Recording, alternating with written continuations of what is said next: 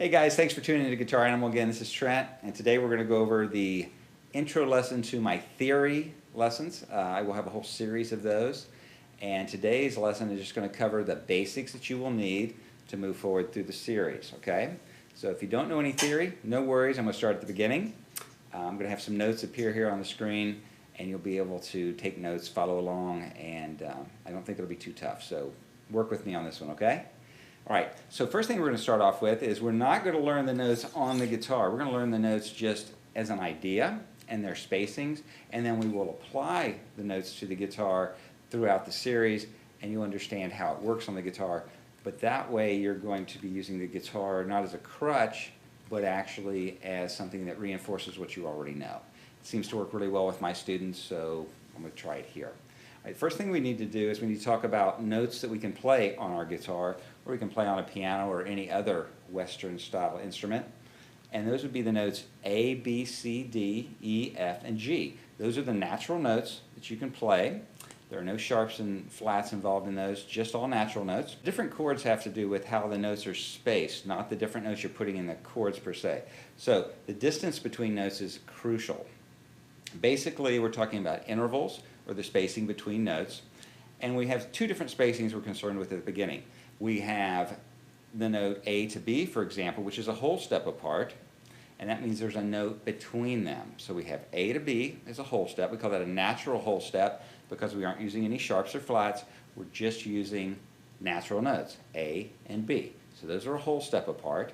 C to D is also a whole step apart. We have D to E as a whole step, F to G is a whole step, and G to A is a whole step. Those 5 pairs of notes are all spaced a whole step apart. That means there is a note or a sound between the two of them.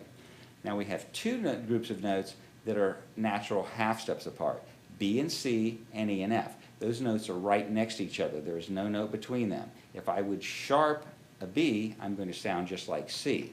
And if I would flat a C, I'm going to sound just like B. So we need to make sure we have that down.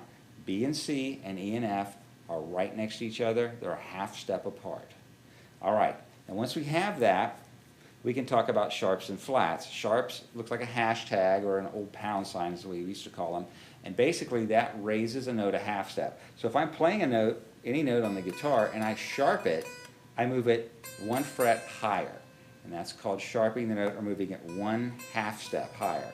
So if you sharp a note, it goes up by 1 fret, and the verse of that would be if I'm playing a note and I flat it, it goes down lower 1 fret, okay? So sharps move a note a half step higher, flats move a note a half step lower in pitch. It's important to know that. The symbol for a flat basically looks like an italicized B. I should have a copy of it somewhere in the video here that you can see it. Those are the two things we're most interested in, sharps and flats at this point. Hashtag goes up a half step, that's a sharp, and flats, the italicized B, drops it down just like a flat tire, lower.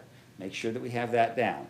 All right, from there we're going to lay these notes out in their correct order, and then we're going to talk about the notes that are between the whole steps.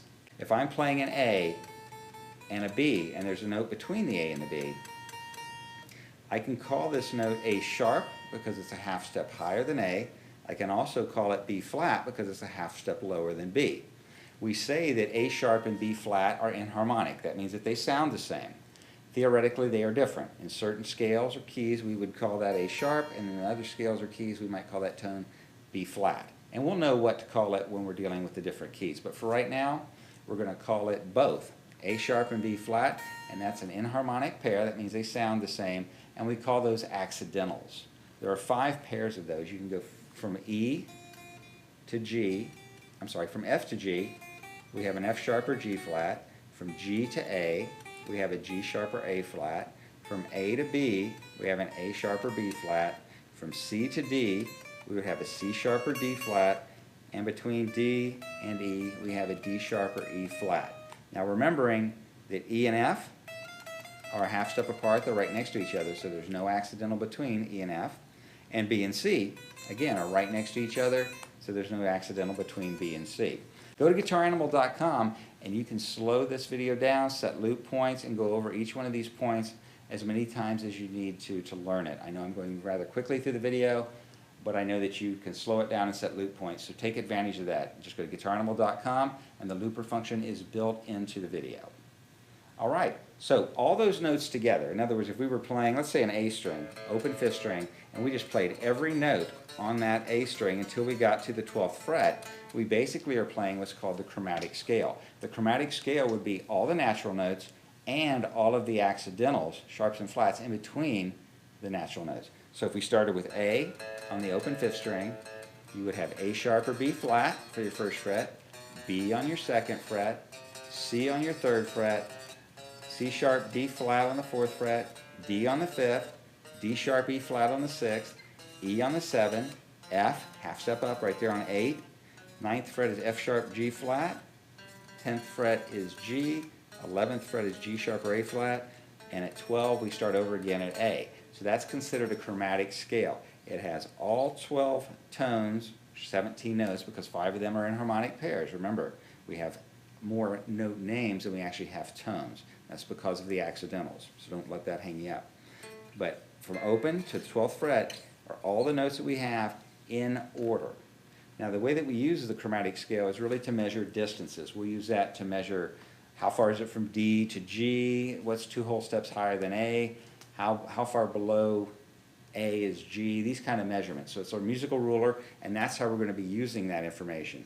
Again, the fifth string, A string, is really good to learn it on because you can see it starting with A and ending on A. Again, we're going to learn all this on paper, but I just, for illustration purposes here in the video, I thought it might be helpful for you to see it, at least the spacing on a guitar neck. So be sure to look for the other theory lessons in my series at guitaranimal.com, and I'll get into more detail on this, exactly how all of this works. Today's lesson was just the basics, just to familiarize yourself with some of the terminology, how the notes are spaced, and what we're going to be doing with the information. Remember, use the loop points, go over this as many times as you need to until you have this solid in your memory. Thanks for checking in today at guitaranimal.com. I'm Trent. I'll see you next time.